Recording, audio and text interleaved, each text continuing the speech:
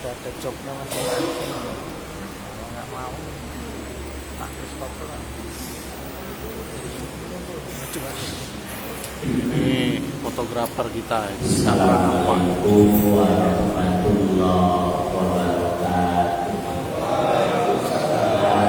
Alhamdulillah, wassalatu wassalamu ala rasulillah wa ala alihi wa ashabihi wa azwajihi wa dzurriyyatihi wa man wala. Puji syukur kita panjatkan kepada Allah.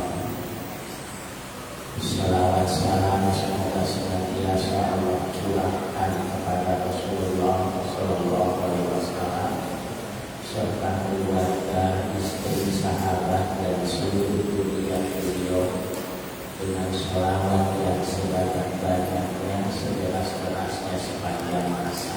Amin ya rabbal alamin. Dan kita memohon kepada Allah mudah-mudahan kita kedua orang tua kita, seluruh keluarga, seluruh keturunan kita, sanak saudara, kawan kerabat, sahabat kita, dan seluruh guru-guru kita senantiasa mendapatkan curahan rahmat, ridho, berkah, rahmat, perlindungan, pertolongan, hidayah, taufik, kebahagiaan, keselamatan dan kemuliaan dunia dan akhirat. Amin ya rabbal alamin. Hamba-hamba Allah yang Allah rahmati, Allah ridhoi, Allah berkahi. Mari kita lanjutkan kembali kajian kita membahas berilah hanya kepada Allah, supaya kita bisa bertuhan hanya kepada Allah, karena kita meyakini la ilaha illallah, tidak ada Tuhan kecuali Allah. Allah ilahi, Allah Tuhanku, Allah ilahana, Allah Tuhan kita semua. Sudah dua poin yang kita bahas agar kita bisa berilah hanya kepada Allah. Poin yang pertama adalah memiliki kemampuan mengendalikan diri, sehingga diri tidak dikendalikan oleh apapun dan siapapun kecuali oleh Allah. Diri tidak dikendalikan oleh hawa nafsu, diri tidak dikendalikan oleh amarah, diri tidak dikendalikan oleh rasa kecewa, diri tidak dikendalikan oleh ambisi dan seterusnya. Sudah kita bahas dulu. Untuk yang materi aja, karena sebulan sekali sangat lama, yang menyampaikannya aja sudah lupa, apalagi yang dengarkannya sambil tidur selesai. Yang kedua, totalitas dalam berislam, dulu fisil apa, masuklah ke dalam Islam dengan apa, dengan total. Di dalamnya ada pengendalian hawa nafsu, di dalamnya ada pengendalian diri, perasaan, pikiran, dan semuanya. Karena ketika aturan Islam oleh perasaan dirasa tidak nyaman, nah ada pengendalian perasaan untuk mengikuti aturan Islam. Ketika aturan Islam dirasa oleh pikiran sederhana kita gak logis, gak masuk akal, gak masuk hitungan otak kita, maka kita dituntut untuk mengendalikan otak kita, tunduk kepada perintah Al-Quran. Jangan Al-Quran yang berotak-atik, ada serasi dengan pikiran kita, ada keharusan mengendalikan pikiran. Ini yang kedua. Yang ketiga sekarang, agar kita bisa berilah hanya kepada Allah, kata Syekh Imam An-Nawawi, la ilaha illallah, la ma'budu bihaqqin fil wujudi illallah. kecuali Allah, maka pengaplikasian dalam kehidupan, penjualan dalam kehidupan, pemraktekan dalam kehidupan lama muda dihakki. Tidak ada yang disembah dengan hak fil wujudi dalam adanya illallah kecuali Allah.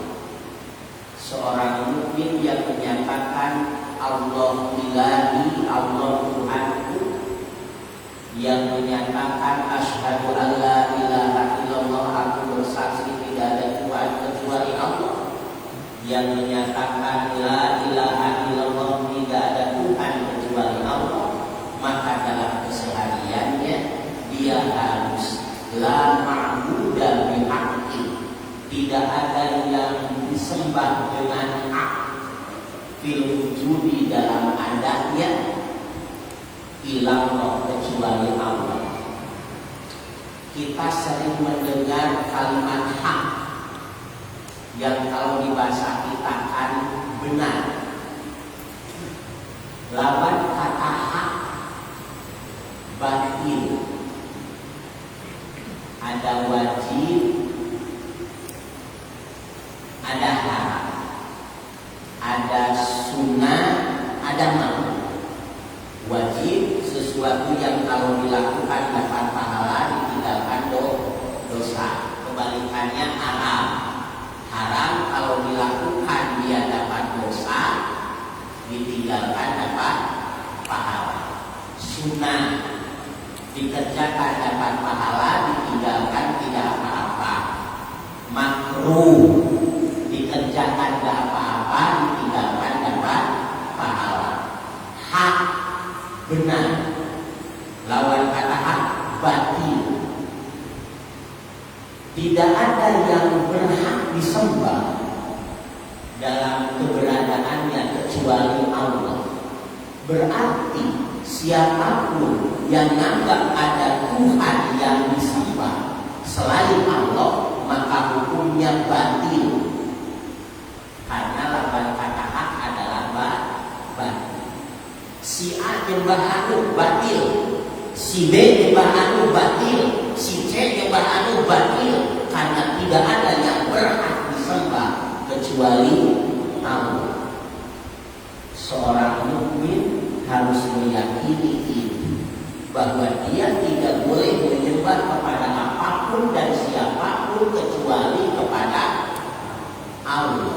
Dan ini wajib diikrarkan sehari semalam minimal 17 kali dalam 17 rakaat sholat, dalam baca Fatihah, dalam mengucap iya na'budu, hanya padamu kami menyembah. Ya bayar. Kalau mengucapnya saja sudah wajib sehari semalam 17 kali, kira-kira praktekkan yang diucapkan wajib enggak? Ya bayar. Maka sangat wajib, karena setiap hari minimal 17 kali dalam 17 rakaat sholat. Kalau tidak hitung sholat sunnah, kita wajib mengucap iya na'budu, hanya padamu ya Allah kami menyembah. Berarti dalam prakteknya tidak boleh menyembah kepada siapapun dan apapun kecuali Allah. Atas nama apa? Atas nama toleransi, atas nama budaya, atas nama apapun, kalau sudah ada ritual menyembah kepada selain Allah, maka tergelincirlah ketauhidan. Baik. Atas nama menghargai teman, atas nama itu, atas nama ini, kalau ada menyembah kepada selain Allah, tergelincirlah akidah. Atas nama toleransi, di depan saling ini, hancurlah tauhid. Ya baik. Atas nama teman, atas nama bos, dia bos saya, masuk ke lenteng, bosnya gini, dia itu ikutan gini, selesailah tauhid sampai saat. Ya baik. Karena dia saat itu telah menyembah kepada selain Allah. Ini hamba-hamba Allah ini. Iya anakku, hanya padamu kami menyembah. Na'budu, asal kata dari abadah, yang kalau dibahasa kita kan artinya menyembah atau beribadah. Ibadah pun sebenarnya masih bahasa Arab. Ya Pak ya, cuman di Indonesia kan orang yang ibadahnya disebut abid, satu orang yang ibadah. Kalau banyak kan orang yang ibadah disebut ibad, ibadullah, hamba-hamba Allah. Kalau karakter hamba sudah nempel dalam diri, kalau karakter hamba sudah menyatu dalam jiwa, disebut abdullah, hamba Allah. Nah, apakah kita sudah jadi hamba Allah? Orang yang karakter hamba telah menyatu dalam diri kita? Maka jawabannya, seberapa banyak karakteristik hamba ada dalam diri kita? Ini Pak, mari kita coba urai di Quran sebagian karakteristik seorang hamba. Allah berfirman,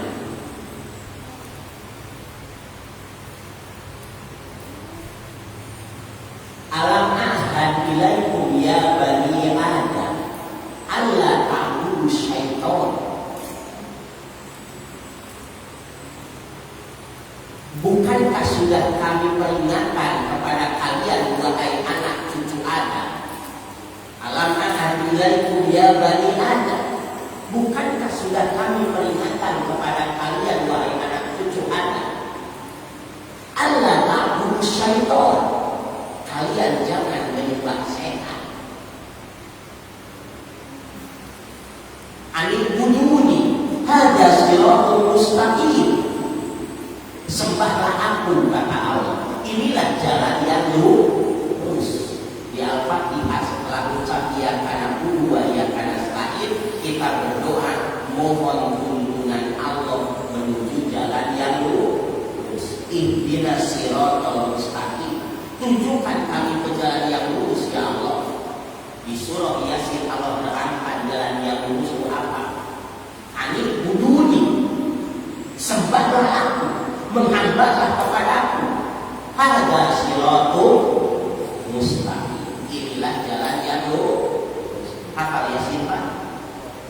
Insya Allah ayat 1 hafal kan? Yasin, sadaqallahul adzim. Baik. Kata Allah, bukankah kami sudah peringatkan kepada kalian hai manusia, alla ta'budu syaitan, jangan menyembah kepada syaitan. Berarti karakter seorang hamba adalah tidak membiarkan dirinya menyembah syaitan. Gimana yang dimaksud dengan menyembah syaitan? Bukan sujud kepada syaitan, tapi mengikuti bisikan setan, mengikuti bujuk rayu setan, mengikuti tipu daya setan. Innahu lakum aduwwun mubin. Jangan ngikutin bujuk rayu setan, jangan menyembah setan. Innahu lakum aduwwun mubin. Setan itu musuh kalian yang nyata. Sudahkah kita memproklamirkan diri jadi musuh setan? Jangan-jangan kita bersahabat dengan setan, bahkan bersaudara dengan setan. Bukti kita bersahabat dengan setan, perbuatan setan kita tiru.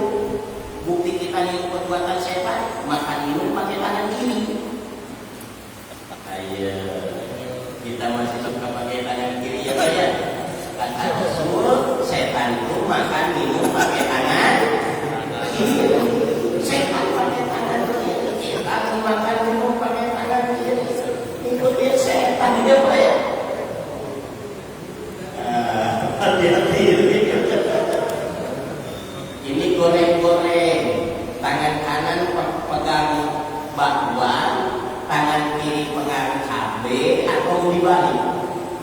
Kiri bakwan, kanan cabai. Ayo, mana kita?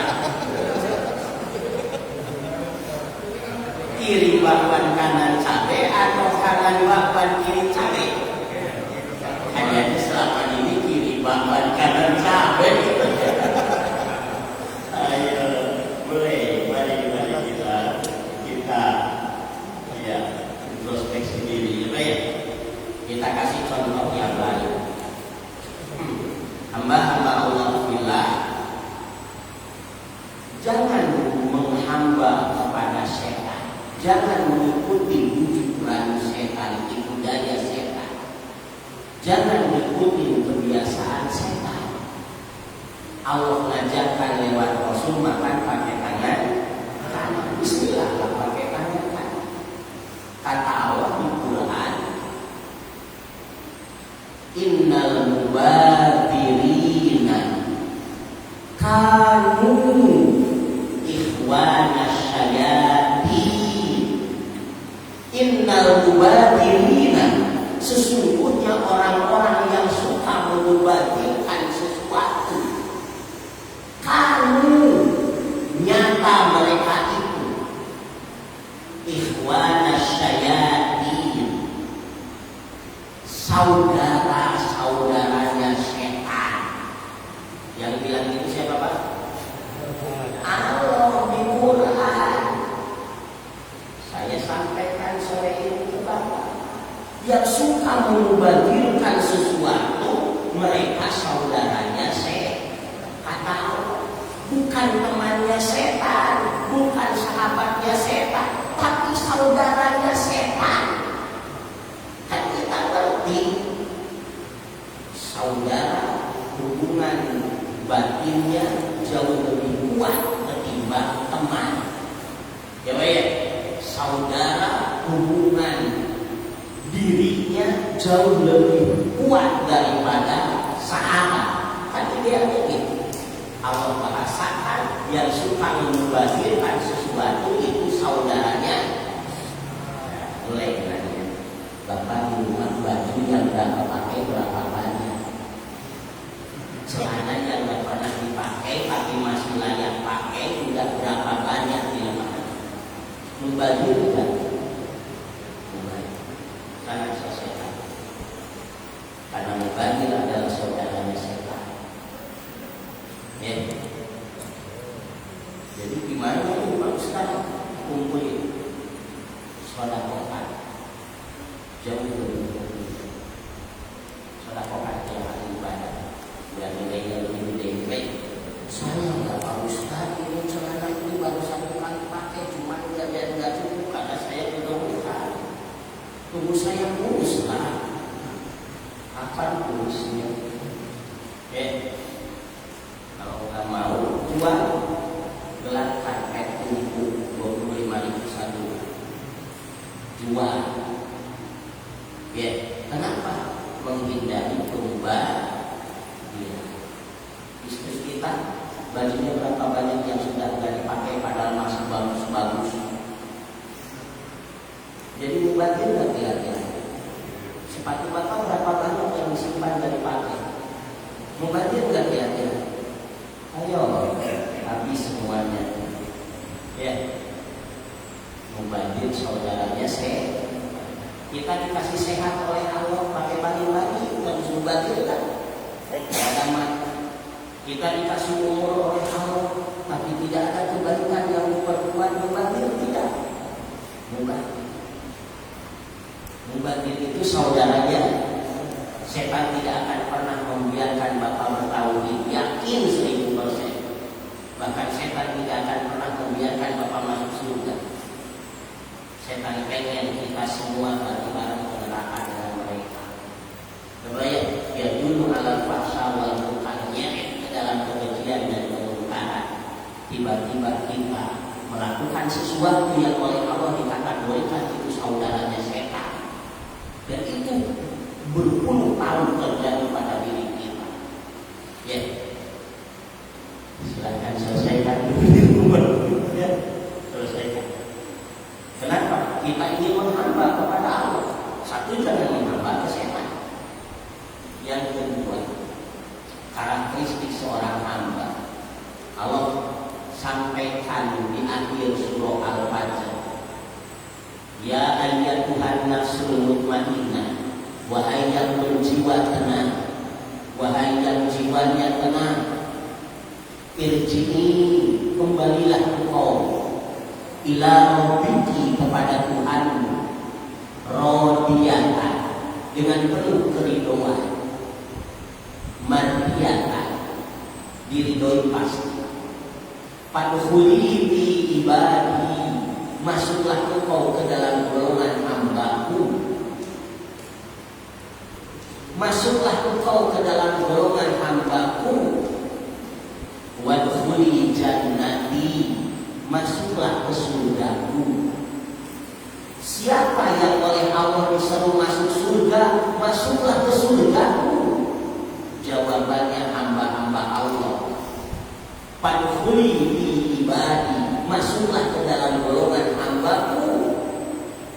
Wadkhuli jannati, masuklah ke surgaku. Siapa yang bisa masuk surga? Hambaku. Siapa yang masuk dalam golongan hamba Allah? Nafsul mutmainnah, orang yang jiwanya tenang. Siapa yang jiwanya tenang? Radiyatan, mardiyah, orang yang ridho kepada keputusan Allah, ridho kepada pembagian Allah, ridho kepada qada dan qadar Allah, ridho kepada takdir Allah. Kita tidak pernah merencanakan untuk lahir ke dunia, ya baik. Allah ciptakan kita, Allah lahirkan kita. Kita harus ridho terlahir dari perut siapapun. Kalau boleh saya nawar dulu, saya pengen lahir dari perut istrinya Kiai Haji Hasyim Asy'ari dulu. Jangan ragu lah itu. Kan kita nggak bisa nawar. Kita nggak bisa nawar lahir dari perut siapa. Kita nggak bisa nawar perjalanan hidupnya seperti apa. Apakah kemiskinan yang terus mewarnai seluruh kehidupan karena terlahir dari seorang ibu yang miskin, bapak yang miskin, hidup dalam kemiskinan sampai tua, atau terlahir dari perut seorang wanita, istri orang kaya dengan kekayaan yang turun-turunan tidak akan habis. Kita tidak pernah menawar itu, ya baik, dan tidak pernah merancanakan itu. Kita harus ridho kepada seluruh keputusan Allah. Dikasih enak, dikasih gak enak, dikasih mudah, dikasih sulit, dikasih senang, dikasih susah, dikasih apapun oleh Allah, kita harus ridho. Ya baik, masih ingat teori ridho? Saya dulu pernah nyampaikan, saya nggak yakin masih ingat. Ridho itu letaknya di sini, ya baik. Rela menerima, ya baik. Relanya ridho. Kalau beres haji ini tiap orang dikasih amplop isi 1,5 juta, ridho? Ridho? Ridho, gampang, rela menerima. Ya, nyampe rumah istri sudah siapkan makanan kesenangan bapak, padahal tadi mau ngambil ke sini belum ada. Nyampe rumah disiapkan makanan kesenangan bapak, ridho? Mudah hidupnya, rela dikasih sehat terus sepanjang umur, ridho? Dikasih gampang terus selamanya, ridho? Dikasih bahagia, ridho? Tuh, rela kasih sakit gigi, ridho? Ya, dikasih sulit, dikasih masalah bertubi-tubi, dikasih miskin, dikasih bencana, dikasih malapetaka, dikasih sakit, ridho? Ya itulah Pak Ustaz, sulit. Baik, saya pernah bilang, kalau bapak sedang makan di rumah, tiba-tiba ada orang yang menjatuhkan sampah di depan kita lagi makan, ridho enggak? Lagi enak makan, ada orang yang menumpahkan sampah di depan muka kita, itu enggak Pak? Enggak. Karena Bapak melihat sampah itu sesuatu yang menjijikan, mengganggu kenikmatan saya. Paham ya, Pak? Tapi coba Bapak besok ke tempat pembuangan akhir sampah di jam 10 pagi. Ada orang, puluhan ratusan orang sedang makan, lagi makan enak-enak, ada truk sampah datang, baunya sangat menyengat, numpahkan sampah di depan mereka. Mereka itu bahkan satu ridhonya dipercepat makannya, bergegas dia lari menuju tong, menuju mobil sampah. Betul Pak? Ridho mereka. Kenapa Bapak tidak ridho mereka bisa ridho? Pada sama-sama sampah dan itu baunya jauh lebih busuk. Kenapa? Karena mereka memandang tumpukan sampah di mobil itu adalah nikmat, adalah emas, adalah sesuatu yang sangat berharga dan penting. Sedangkan Bapak melihat sampah sekresek di depan mata adalah sesuatu yang menjijikkan. Jadi Bapak tidak ridho dan dia bisa ridho. Padahal materinya sama sampah. Baik, contoh yang kedua. Andai sepulang dari sini di rumah Bapak, persis masuk ke rumah, ada kulit manggis bertabur, kalau dikawinin mungkin 7 kali. Kira-kira Bapak ridho enggak? Marah enggak? Menggerutu enggak? Ngomel enggak? Ngomel, menggerutu, marah, bentuk ketidak di ekspresi, ketidak di doa. Paham Pak? Tapi ada si A begitu melihat di depan rumahnya ada tumpukan kulit manggis banyak, terus ada secari kertas tulisan, Pak, ini kulit manggis untuk Bapak. Gitu kalimatnya. Ternyata dia mampu itu. Kenapa? Dia ternyata orang yang punya kemampuan meracik kulit manggis jadi obat herbal. Tahu Pak manfaat kulit manggis? Yoi, obat herbal kulit manggis. Demikian rupa dia bersyukur dapat rezeki nongkrong berupa kulit manggis. Paham? Jadi ketika Bapak memandang kulit manggis itu sebagai sampah, Bapak tidak ridho. Saat dia memandang kulit manggis itu sebagai sebuah butiran berlian, dia bisa ridho. Ya Pak ya? Dan ternyata tidak sulit dirinya untuk bisa ridho. Contoh yang kedua. Nah, contoh yang ketiga. Maaf, agak jorok contohnya. Bapak BAB sana di toilet. Toiletnya sempit. Badannya gemuk kayak saya, mungkin 3 kali dari saya. Udah sempit, gemuk, kehalangan ke sini, kehalangan pak mandi, ke sini kehalangan tembok, udah nyempot. Apa namanya? Terhimpit betul. Udah kondisi sempit, tubuh gemuk, terus beraknya sulit, keras, pas berak bau, tambah merokok, asap rokok Pak, nyaman enggak Pak? Enggak nyaman, tapi ngomel enggak? Enggak ngomel. Bahkan keluar dari toilet ini, alhamdulillah. Paham? Keluar dari toilet itu, dalam toilet enggak ngomel, enggak menggerutu, enggak marah-marah karena berak sulit, karena berak keras, karena berak bau, karena pengap, bau rokok dan seterusnya, karena sempit dan lain sebagainya. Ternyata enggak ngomel. Paham? Kenapa? Bahkan ketika keluar dari toilet kita bilang alhamdulillah, loh rasanya. Gitu. Kenapa enggak ngomong? Ridho ya Pak?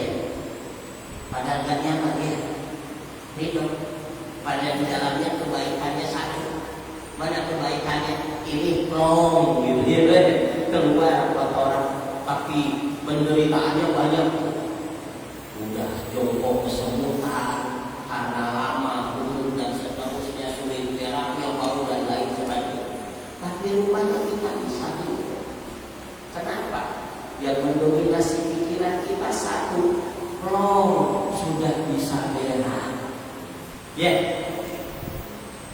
Jadi sebenarnya supaya bisa hidup, ini kita harus kita latih untuk memandang segala sesuatu itu sebagai nikmat, untuk memandang segala sesuatu itu sebagai anugerah, untuk memandang segala sesuatu itu sebagai karunia. Maka ketika ini kita latih untuk bisa memandang segala sesuatu sebagai anugerah, yakinlah bisa hidup seperti apapun penderitaan. Coba ya, kalau pengen jadi hamba Allah, menghamba hanya kepada Allah, hiasi seluruh hidup dengan keridhaan.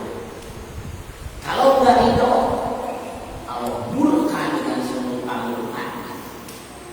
Wa man lam yarda bi kismati, siapa yang tidak ridho kepada pembagian dariku, falyaktu robban siwaya, cari Tuhan selain aku, cari Tuhan selain aku. Kalau nggak ridho, wal yakhruj min hadhihi dunya, keluar sana, keluar dari muka bumi ini sana.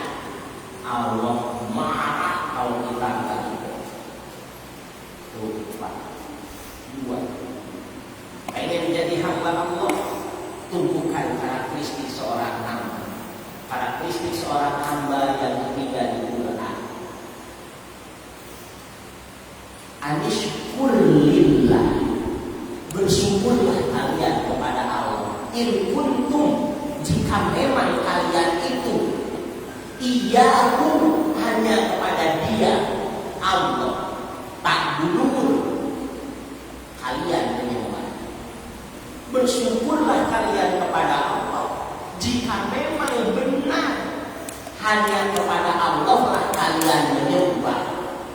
Dan kita telah menerangkan 17 kali, Iya anak hanya padamu kami menyembah.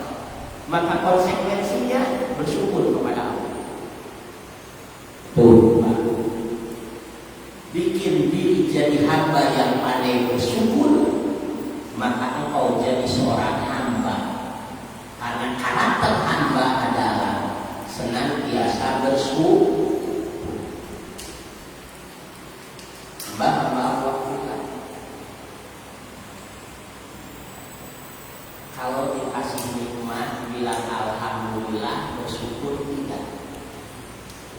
Pak, bersyukur tidak? Belum tentu.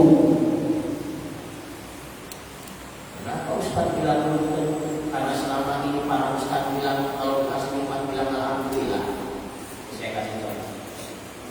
Saya dikasih sorban sama Bapak, saya bilang alhamdulillah.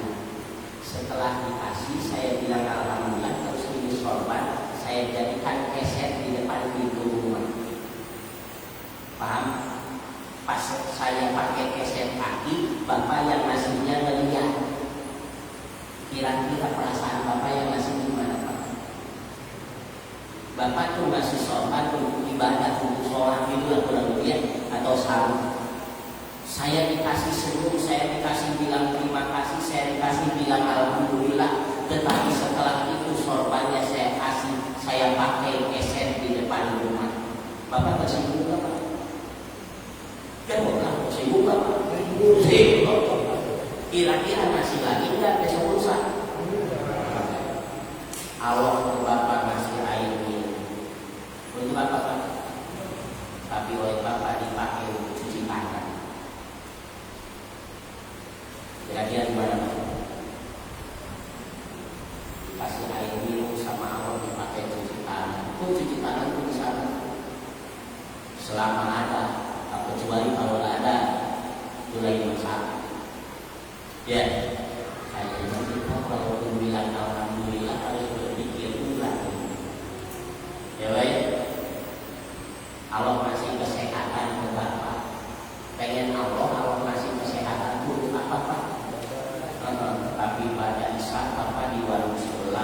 kayu bambu. Iseng sih, cuman 1000-an. Gitu Pak. Kalau melihat Bapak sedang bersyukur atau sedang berkufur, silakan. Baik, dan lain sebagainya. Jadi ketika Bapak bilang alhamdulillah, sekali lagi hakikatnya harus ditindaklanjuti bahwa syukur itu tidak cukup bilang alhamdulillah. Ya baik, mana? Saya terangkan bahwa syukur itu ada 11 tingkatan. Bapak akan jadi hamba yang pandai bersyukur kalau 11 poin ini Bapak biasakan dalam keseharian. Pertama, kalau dikasih nikmat bilang alhamdulillah. Yang kedua, kalau dikasih nikmat sujud syukur. Khotbah sajidah, sujud syukur. Saya diajarkan sama kiai minimal kamu 2 kali sehari semalam sujud syukur. Pertama kamu sujud syukur bangun tidur, terus kamu ibadah tahajud dan lain sebagainya, saat akhiri dengan sujud syukur. Yang kedua, malam hari setelah kamu sholat isya, sholat kamu sebelum tidur, kamu sujud syukur. Sujud syukur subuh setelah kamu diberi nikmat sedemikian banyak dari malam sampai subuh. Sujud syukur kamu sore menjelang tidur setelah kamu diberi nikmat dari pagi sampai malam. Sujud syukurlah sehari minimal 2 kali kata dia. Pagi dan malam. Saya tanya ke Bapak, berapa kali sehari sujud syukur? Berapa Ustaz? Yang ketiga, kalau dikasih nikmat, ceritakan nikmat itu. Fa'amma bi nikmati rabbika fahadits. Atas nikmat dari Tuhanmu maka ceritakan kepada orang yang soleh, ceritakan kepada orang yang beriman, yang ketika Bapak menceritakannya dia akan ikut gembira, dia mendoakan kita. Jangan ceritakan kepada orang yang hasut, yang ketika kita cerita dia panas dan dia ngira kita manas-manasin dia. Ya, 3. Yang keempat, kalau diberi nikmat, syukur nikmat, gunakan nikmat itu. Fi sabilihi libtigha'illah, gunakan nikmat itu untuk sesuatu yang disenangi oleh si pemberi nikmat. Kalau kamu diberi nikmat, gunakan nikmat itu untuk sesuatu yang disenangi oleh si pemberi nikmat, sehingga si pemberi nikmat itu ridho. Saya dikasih sarung oleh Bapak. Harapan Bapak ngasih sarung ke saya sholat pakai sarung itu. Ya baik, kira-kira kalau setelah saya dikasih, maghrib Bapak lihat saya pakai sarung itu, Bapak hafal itu sarung dari Bapak. Isya pakai sarung itu, subuh pakai sarung itu, makin sering saya pakai, Bapak makin banyak lihat sarung itu dipakai oleh saya sholat. Besok saya kasih lagi nggak kira-kira? Ngasih, karena saking senangnya sarung yang dikasihkannya dipakai ibadah terus. Ya baik, Allah ngasih ke kita, gunakan untuk sesuatu yang disenangi oleh si pemberi dia. Ya berapa? Apa enggak? Nanti dikasih tahu yang kelima, yang keempat lupa. Yang kelima, syukur nikmat ala qadarihi. Gunakan nikmat itu sesuai dengan kapasitasnya, sesuai dengan kadarnya, sesuai dengan kemampuannya. Allah ngasih nikmat kita mata, dipakai baca mata ini. Sudah lelah mata ini, istirahatkan. Matamu sudah gak mampu, jangan dipaksakan. Maksakan, kufur itu. Ingat, Allah ngasih fisik ke kita. Fisik ini cuma mampu ngangkat beban 20 kilo. Ini karung beras 25 kilo. Istri minta diangkatkan. Pada Bapak mampunya cuma 20 kilo. Dipaksa ngangkat 25 kilo, tarik otot pinggang. tertarik sakit karena bapak saat itu telah mengkufuri nikmat Allah. Apa Allah ngasih kenikmatan berupa kebuatannya cuma mampu ngangkat 20 kilo tapi dipakai ngangkat 25 kilo. Allah ngasih duit ke bapak 4 juta sebulan tapi pengeluaran bapak 4.500.000. Kufur nikmat. Allah ngasih 4 juta, pengeluarannya 4 juta setengah, melebihi kemampuan. Maka kalau pikir ulang kalau mau melimpin, nah berlaku kalau itu, pikir ulang kalau mau beli barang, jangan sampai kita kufur nikmat. Dikasih kemampuan segini oleh Allah, tapi keinginan lebih gede dari kemampuan. Ya silahkan mengumpulkan hadis-hadis tentang utang, miris Pak.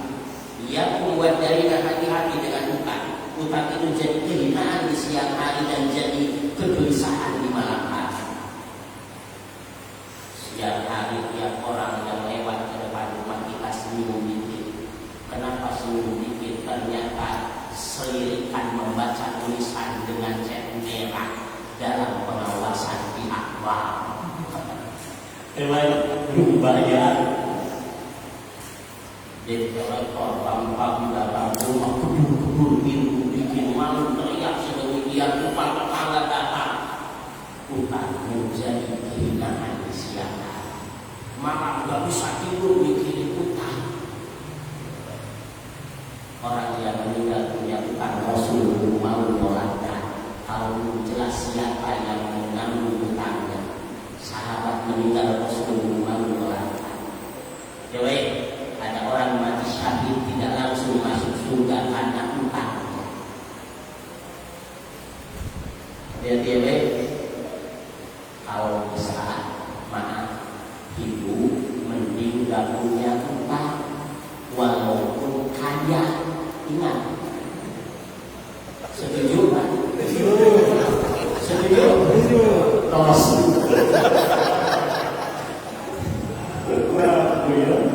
Ya, biar nggak terlalu tegang. Yang penting nggak punya utang, walaupun sekalipun makan apa adanya, pagi cuman ada dengan rendang nggak apa-apa, sore ada dengan ayam bakar nggak apa-apa, walaupun cuman setuju. Nggak kaya juga nggak apa-apa, yang penting ketika butuh ada. Setuju? Butuh tiket pesawat ada, ya. Butuh itu ada, butuh ini ada. Saya terganggu lihat beras tinggal 1 tahun ya. Ya Allah, anak-anak kita harus makan beras tinggal sekali. Mohon rezeki ya Allah. Besoknya tadi ada yang ke rumah dari Majlis Taklim seluar ke rumah berapa orang bawa beras banyak. Ya baik, apa-apa nggak kaya. Yang penting kalau butuh, nah itu tulisan hidup insya Allah tenang ya. Kembali ke materi awal. Pengen jadi seorang hamba, wasyukurillah in kuntum iyyahu ta'budun. Bersyukurlah kepada Allah jika kalian memang menyembahnya kepada Allah. Sudah berapa poin? Syukur. Kalau punya nikmat yang benar, kalau dikasih nikmat, sorfun ni'am, gunakan nikmat itu fi mahaliha, sesuai dengan fungsinya. Gunakan nikmat itu sesuai dengan fungsinya. Tadi gunakan nikmat sesuai dengan kadarnya, kapasitasnya. Punya sepeda, kapasitasnya 2 orang, dipakai 7 orang. Baru 10 meter patah. Tidak syukur nikmat.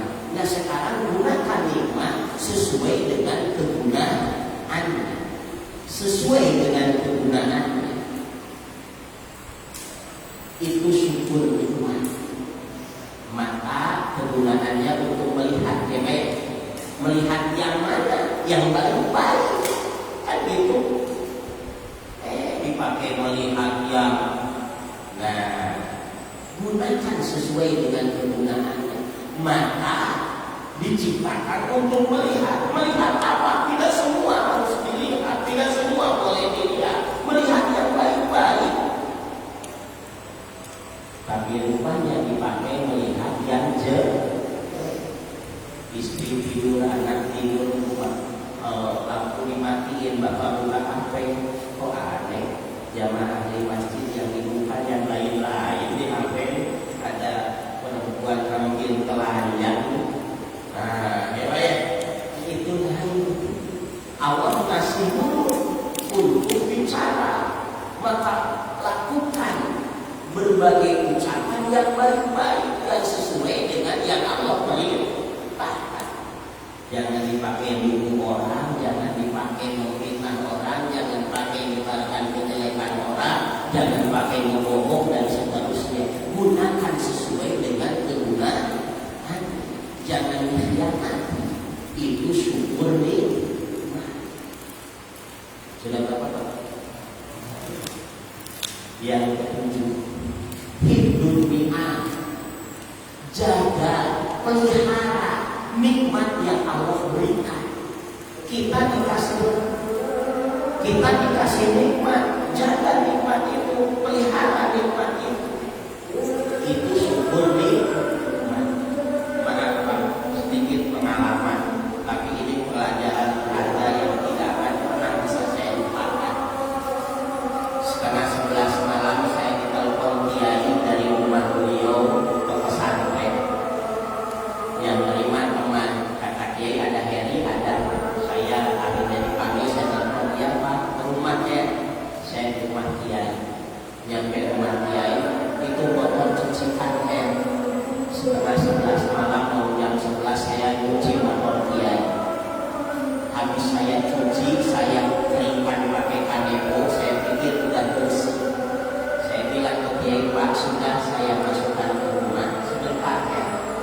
Kiai mendekati motor, jongkok di depan motor, kemudian telunjuk kiai dimasukkan ke dalam hak bagian bawah motor, dimilihkan. Masih ada debu, masih ada sedikit lumpur. Kata kiai, masih kotor, bersihkan lagi, cuci ulang. Saya cuci ulang. Setelah cuci ulang, sebelum saya bilang selesai, saya periksa dulu. Udah oke. Saya bilang kiai sudah selesai. Pendek kata dimasukkan. Kata kiai, sebenarnya kan kamu tahu Bapak punya santri lebih dari 1000. Bisa saja Bapak manggil yang lain bukan kamu. Mudah. Tapi Bapak ingin ngasih pelajaran sama kamu bahwa kamu harus menjaga nikmat yang Allah berikan, harus memelihara dan merawat nikmat yang Allah berikan. Ini seperti ini. Bapak dikasih motor oleh Allah, Bapak rawat, Bapak pelihara, Bapak jaga motor, tidak pernah Bapak masukkan ke dalam rumah kecuali dalam keadaan bersih tanpa debu sedikit pun. Dicuci. Tapi karena Bapak punya santri, Bapak urusan. Saya dapat pelajaran besar bahwa syukur nikmat di dalamnya ada menjaga, memelihara, merawat nikmat yang Allah berikan. Bapak sadar usia sudah tidak begitu muda lagi, makanan harus dijaga. Ini kalau makan udah sedikit, kamu jaga itu kesehatan. Menjaga kesehatan adalah syukur nikmat. Bapak fisik pengen sehat, lari kecil-kecil jalan keliling komplek. Kenapa Bapak jalan-jalan mensyukuri nikmat? Nikmat apa? Nikmat sehat yang Allah berikan yang harus saya jaga, pelihara, rawat nikmat yang Allah berikan. Itu bagian dari syukur nikmat. Baik, habis waktunya Pak.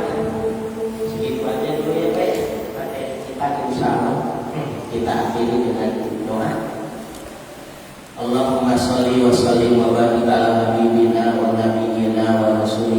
sayyidina Muhammadin wa ala alihi wa ashabihi wa azwajihi wa dzurriyyatihi ajma'in walhamdulillahi rabbil alamin. Ya Allah ya Rabbana, Anta Ghafur, Engkau adalah Zat yang Maha Pengampun. Wa nahnu ibadukal muslimun, dan kami adalah hamba-Mu yang berhubungan dengan dosa. Faghfir dzunubana, ampuni seluruh dosa-dosa kami ya Allah. Faghfir dzunubana, ampuni seluruh dosa-dosa kami ya Allah. Allahumma ftah lana abwaab taubat, bukakan seluruh pintu taubat untuk kami ya Allah. Waj'alna minat taibin qabla mautina, jadikan kami jadi hamba-Mu yang akan bertaubat sebelum datang kematian kami ya Allah. Allahumma ja'alna minal mustaghfirin qabla ajalina, jadikan kami hamba-Mu yang senantiasa istighfar mohon ampun kepada-Mu sebelum ajal kami tiba. Allahumma khtim lana bi husnil khatimah, karuniakan kepada kami akhir hayat yang baik ya Allah. Wa na'udzu bika min su'il khatimah, kami berlindung kepada-Mu dari akhir hayat yang jelek ya Allah. Allahumma anta a'lam bi ajalina wa mautina, ya Allah Engkau Maha tahu kepada ajal dan maut kami, kapan ajal dan maut kami datang. Nas'aluka, kami mohon kepada-Mu ya Allah, qabla ajalina, sebelum ajal kami tiba. Nas'aluka, kami mohon kepada-Mu ya Allah, bi baqiyati umurina, di sisa-sisa usia kami ini. Fahina fil khair, hidupkan kami dalam kebaikan ya Allah. Waj'alna min ahlil khair, jadikan kami hamba-Mu yang ahli dalam kebaikan ya Allah. Wa amitna fil khair, wafatkan kami dalam kebaikan ya Allah. Allahumma rzuqna halawatal iman, anugerahkan kepada kami manisnya iman. Warzuqna ladzatal ibadah, anugerahkan kepada kami lezatnya ibadah. Warzuqna hubbak, anugerahkan cinta-Mu. Warzuqna al-amal alladzi yuballighuna hubbak, anugerahkan amal yang dapat menghantarkan kami kepada cinta-Mu ya Allah. Allahumma rzuqna syauqa ila liqa'ik wa liqa'i rasulik, anugerahkan kepada kami kerinduan untuk bertemu dengan-Mu dan kerinduan bertemu Rasul-Mu ya Allah. Allahumma rzuqna liqa'ak wa liqa'a rasulik, anugerahkan kepada kami pertemuan yang indah dengan-Mu dan dengan Rasul-Mu ya Allah. Rabbana, ya Allah ya Tuhan kami, istajibu lana, ijabah doa kami. Ushiduka, hamba bersaksi kepada-Mu ya Allah, bi anna hadhil jamaah, sesungguhnya jamaah ini, ibadah as-sholihin wa sholihat, adalah hamba-hamba-Mu yang soleh-solehat ya Allah. Waj'alhum min ahlil jannah, jadikan seluruh jamaah ini ahli surga-Mu ya Allah. Wal hikmah bi hadhil jamaah fil jannah, pertemukan hamba dengan jamaah ini di surga-Mu kelak ya Allah. Rabbana atina fid dunya hasanah wa fil akhirati hasanah wa qina adzabannar. Wa sallallahu ala sayyidina Muhammadin wa ala alihi wa sahbihi ajmain. Subhana rabbika rabbil izzati amma yasifun. Salamun alal mursalin walhamdulillahi rabbil alamin. Ustaz, harapan kita Allah ijabah doa kita semua.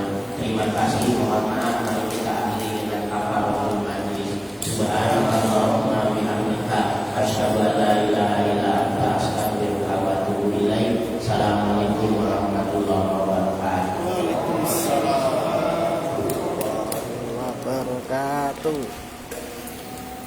Sampai Allah Allah. Inilah dia bos-bosnya dia. Bos. Allah